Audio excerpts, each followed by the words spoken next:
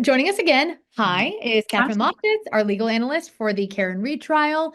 Katherine, a motion right here, 147 pages with exhibits attached, that we've been looking for a few weeks, knowing this is coming. The defense has basically asked the judge for a third time now to throw out the entire case. I'm curious your initial reaction to it. My initial reaction is they have pretty legitimate claims in here, and obviously this is only one side. We see that the defense filed it. We haven't received the opposition from the Commonwealth yet. But I mean, these are clearly issues that need to be resolved. The first claim relative to the inverted video, specific to the motion to preserve that was initially filed, whether that applies or not, in this sort of like piecemealing of evidence that's been provided since. I find them to be entirely valid issues. Really reading through the motion, and something I've been thinking about for some time is I don't know that we resolve these claims without an evidentiary hearing, because there's a lot of, going from kind of point A to maybe like D or, T without knowing really what's in the middle. And we have some speculation that I think that they have a fair argument as to why, at the very least, if the judge does not allow this motion right off the bat, that there should be an evidentiary hearing. An evidentiary hearing, they mention actually, so we'll go to the end before we go back to the beginning. In this motion, they mentioned that an evidentiary hearing could call ADA Lally, Adam Lally, ADA McLaughlin, ADA Hank Brennan, Lieutenant Tully, Canton Police Chief Rafferty, Trooper Proctor, Sergeant Buchanan, Colleen Crawford, and other members of the Canton Police, and Lieutenant Fanning, another Mass State Trooper. That's a lot of people to call in an evidentiary hearing. I think it's unlikely to include all of those, but from my perspective, my first thought is, I mean, these are allegations. So essentially what they're claiming is this is a Brady violation. And what that means is that there was exculpatory evidence that was withheld by the Commonwealth, that they knew or should have known about this, that they did not perform their duty to inquire. So I actually think it goes more to the prosecutors than anybody else. I think if really when we get into whether it was, Tully or Helena Rafferty or things like that, those are probably more cross-examine type style questions that would be asked, because ultimately the duty belongs to the Commonwealth, and that's the prosecutor. So I think it's a fair call to have ADA Lally and ADA McLaughlin, because they're the ones who were responsible for this evidence the last time around. I don't know about Attorney Brennan. Obviously, he has come in on the back end of this case and has provided additional discovery and video evidence as he was going through the file. And, it basically asserts in the motion that Attorney Brennan stated that he found it in some sort of evidence file somewhere. We don't really have the specifics of that. But I think the underlying violations probably go to the prosecutors who are handling it earlier in the case. So I wouldn't be surprised if Adam Lally and Laura McLaughlin had to testify as to what they knew when, what they did to inquire, and sort of what their role was in this. And if that happens, is there any chance this trial, if this motion to dismiss is not granted, is there any chance the trial starts on April 1st? Well, it's an interesting question, because one thing that, I think that it kind of goes into the sort of outside analysis of how we look at this is the timing of the filing. Now, this appears to me to be information for the most part that they've had for quite some time. Certainly relative to when they went to Canton in December, their expert went and was unable to download anything. I think their timeliness could have been a little bit better, because that would have afforded all the parties the ability to, one, not go through all the motions that we've been through the last couple of weeks. Two, have an evidentiary hearing, give time for the judge to decide it. So we have 3 days next week. There's a lot of stuff on the docket to go through in order to get to trial April 1st. I foresee that there could be a short continuance, even if it's 3 or 4 weeks, just for the ability to have a hearing and then give the judge time to decide on that motion. But we have a lot to do if we're going to start on April 1st. Yeah, exactly. Okay, now I would love to go kind of almost allegation by allegation. So I boiled this down into 3 major categories: video issues, the Jen McCabe issue, and the jury allegation. Correct.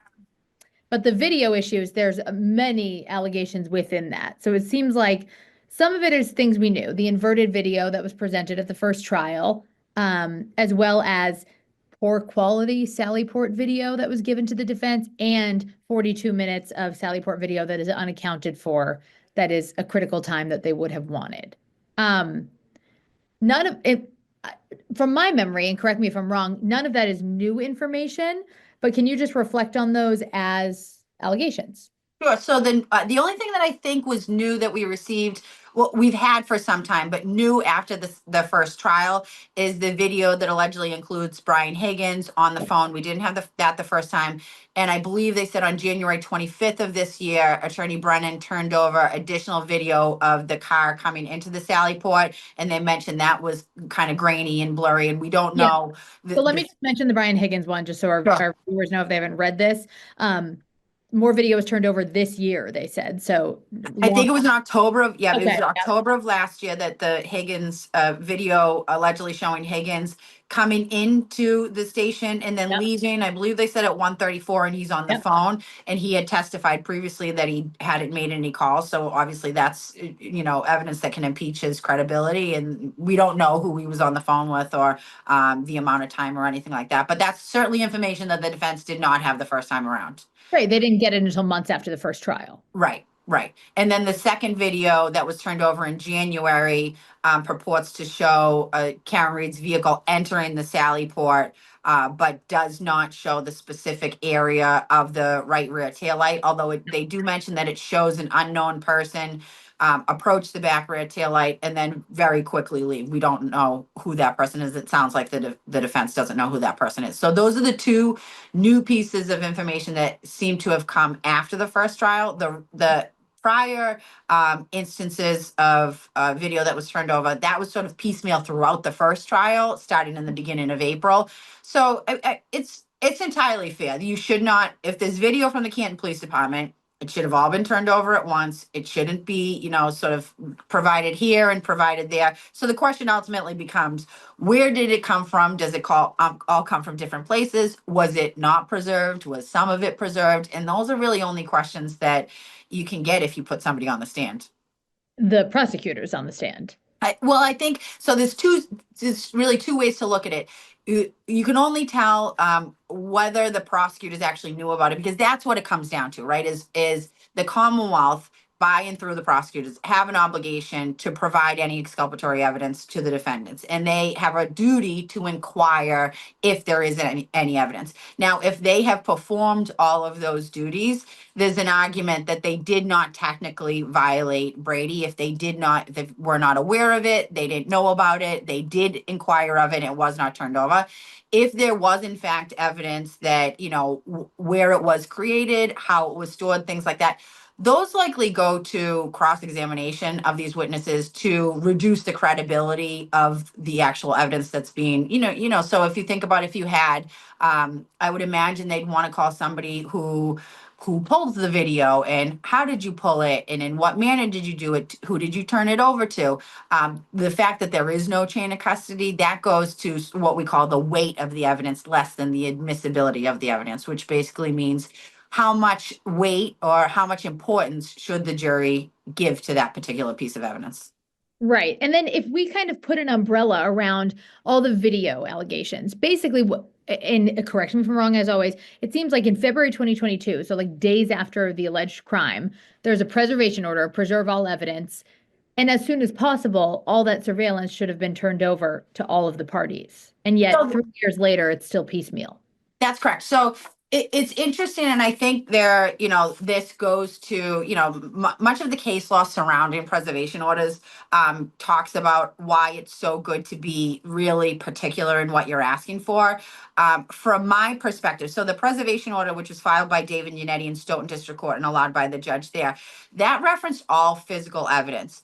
In my experience practicing, video from a Sally Port is probably not generally considered to be typical evidence to be preserved. When I think about physical evidence, video evidence, generally I'm thinking about any video that was taken at the scene, of any evidence collected, photographs of the vehicle inside the Sally Port, body worn cameras, things like that. I don't know, and and it probably should be encompassed in that physical evidence, but I'm not sure that at that time, given the fact that this was not, I don't think on February 2nd of 2022, anybody was even thinking about what the vehicle looked like in the Sally Port. So that's clearly an error, but I'm not sure that we can really go back to the preservation order to hold them accountable to that date. Once they became aware that there was footage, then they have a responsibility to turn that video over. And even more so, goes to the question of, if the video was not preserved pursuant to that order on February 2nd, then how are we getting the video evidence, right? Right, where it's Because coming from. where is it coming from? And that's really the only way to get to that is by putting somebody on the stand, as to who pulled it.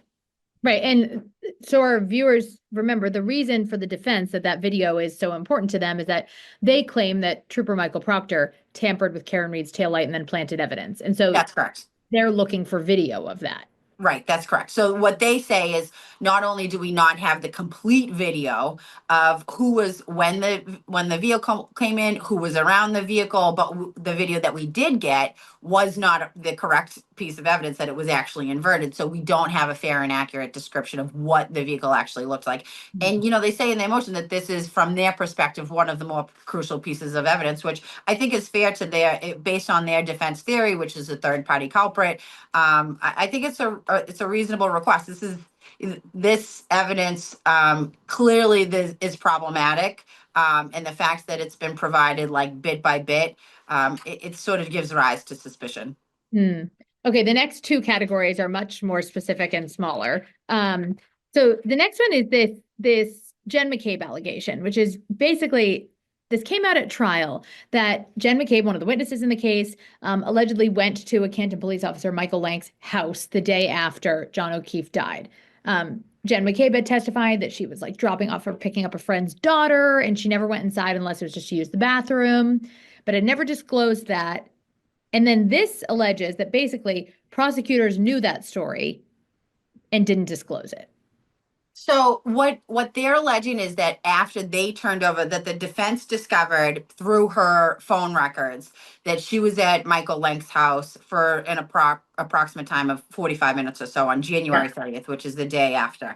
And that they then provided that information as part of their reciprocal discovery to defense, and which then they say the Commonwealth used that in their prep of Jen McCabe. And she basically admitted, yes, I was there. I never spoke to Michael Lank. And those statements were not provided to the defense. I think, again, these are under Rule 14 discovery, any statements of witnesses intended for the Commonwealth to call as witnesses in trial need to be turned over. So I certainly think that they should have turned it over. That should have been memorialized on that day. If this is a new statement, something that she had never previously made to the police, it should have been memorialized that day. It wasn't until it looks like weeks later by Lieutenant Brian Tully, and then provided to the defense after Jen McCabe testified. I think the remedy for this is likely basically remediated by the fact that they now have it and they can cross-examine her further on, under testimony. Right. So the method of getting that information might have been improper, but now they do have it.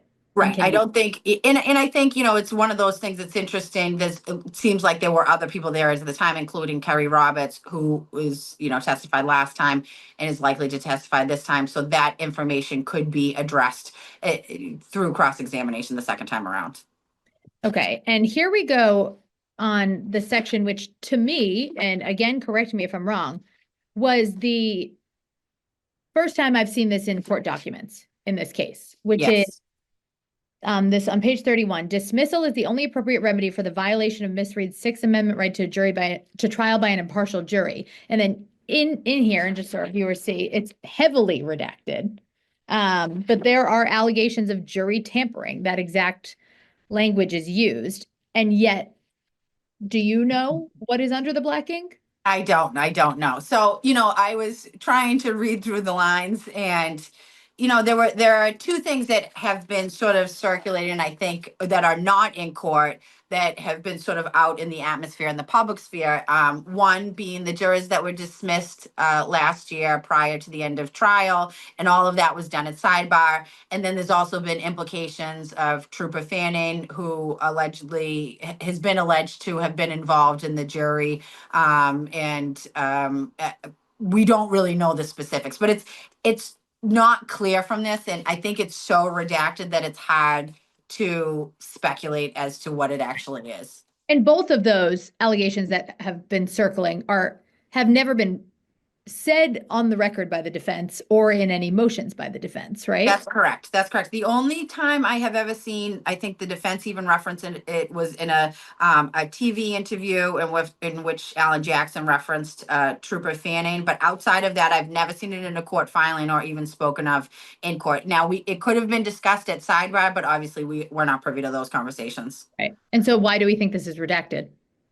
I think it's probably redacted because at least some of it is relative to, so if you think about what's happening with the jury, right? And we talk about the fact that it's their privacy is sort of sacrosanct to the system.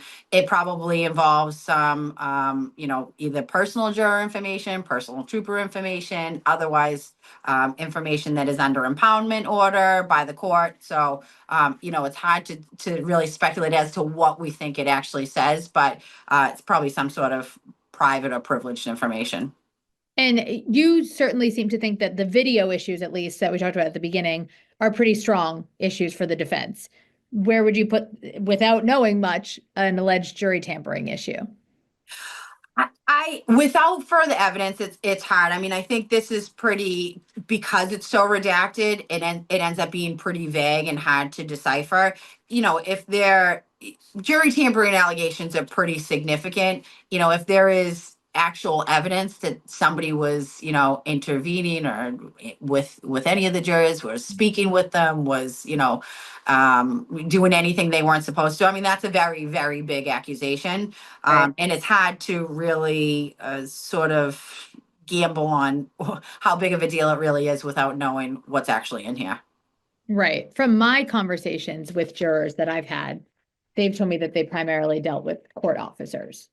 So one of the interesting things, and because, often, as you know, I discuss this case in many arenas, but I try to only stick to what's filed in court. And obviously, there's been a lot of allegations about this idea of jury tampering from the state police. My experience has always been it's the job of the court officer in a courthouse to deal with the jury. If a trooper had any sort of interaction or protection of the jury, I would guess that it's probably when the jury was being transported via the bus from the actual courthouse to where they parked, and to make sure that nobody interfered with them. But in the actual courthouse, it's a court officer, not a state police trooper, that deals with the jury. Mm-hmm. Okay, so we got to the end. It's 35 pages of a motion, and then the rest of it is exhibits that are mostly impounded. Or not redacted, I should say, or transcripts from court. So you seem to think that this does stand a decent chance, at least for an evidentiary hearing, or maybe to get the case dismissed? I think it stands. What they have to show basically is that there was really egregious conduct. It was purposeful misconduct, and I don't know that you can get to that without actually putting witnesses on the stand and having them testify to it. I think on its own, I don't think she would.